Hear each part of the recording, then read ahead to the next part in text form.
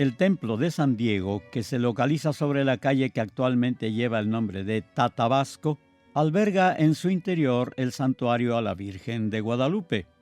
Cada 12 de diciembre se congregan en sus puertas cientos de feligreses con el objetivo de cumplir con sus mandas. Una de las más recurrentes realizadas para este día consiste en llegar al templo de rodillas a través de la calzada de San Diego, camino edificado en losa de cantera y que abarca desde la Fuente de las Tarascas hasta el mismo templo de San Diego.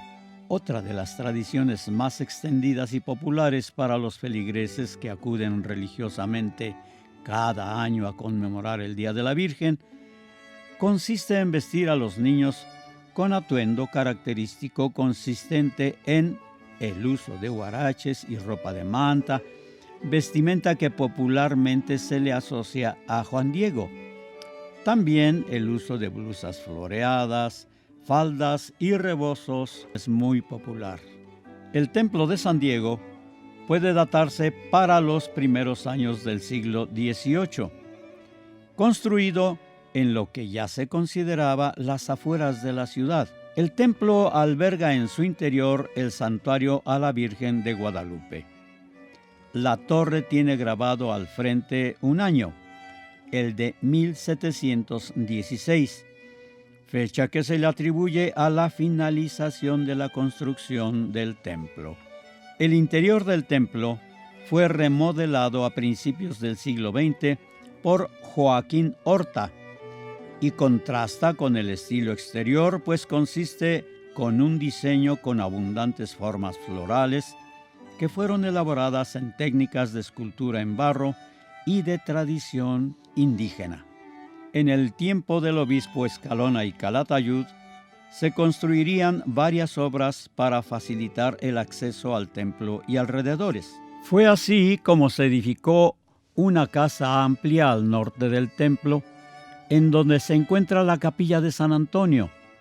Era una finca grande que servía para uso de los obispos con la finalidad de que tomaran ahí sus preparativos antes de encargarse para la mitra.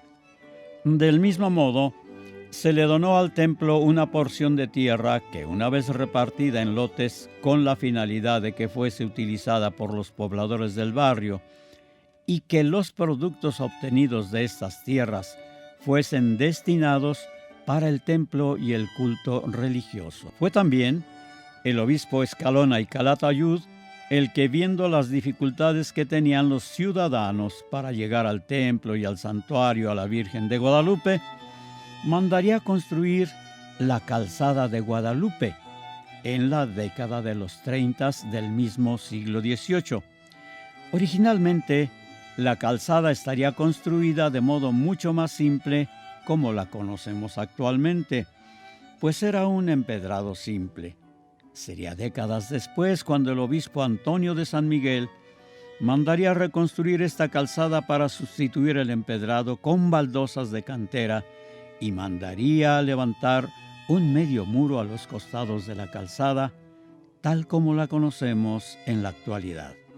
En esta misma época, un ciudadano vallisoletano llamado Pedro Carriedo dejó a la orden franciscana de los dieguinos una suma de 21,000 pesos de aquellos tiempos, con la condición de que se levantara un convento de esta orden en la capital michoacana. Teniendo la aprobación del clero, se le cedió el templo a la orden franciscana.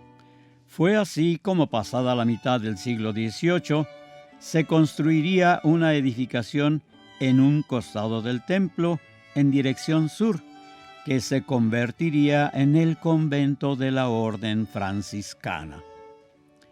Así como la mayoría de los templos, contaba con su cementerio propio, al cual se le construiría su barda a inicios del siglo XIX. Sin embargo, como el resto de los conventos y templos, la llegada de la ley de secularización en la Reforma a mediados del siglo XIX expropiaría las propiedades circundantes al templo derrumbando las bardas del cementerio y apropiándose del edificio conventual, el cual pasaría a cumplir distintas actividades. Fue ahí donde se instaló una fábrica de telares que fracasó y quedó en el olvido. Posteriormente pasaría a albergar una escuela de artes y sucesivamente sería usado como hospicio de hombres, un internado para niñas, hospital militar, casa de estudiantes y finalmente como Facultad de Derecho y Ciencias Sociales, función que mantiene aún hasta nuestros días.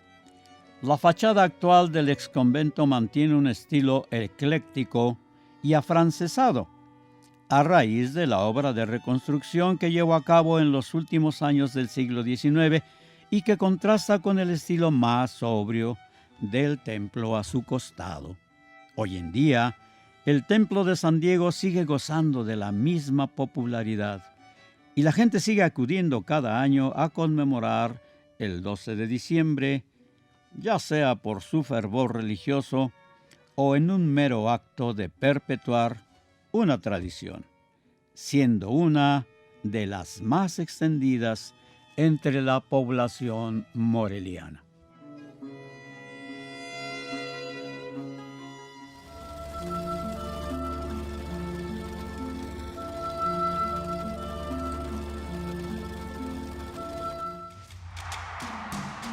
Todo el sistema al pueblo.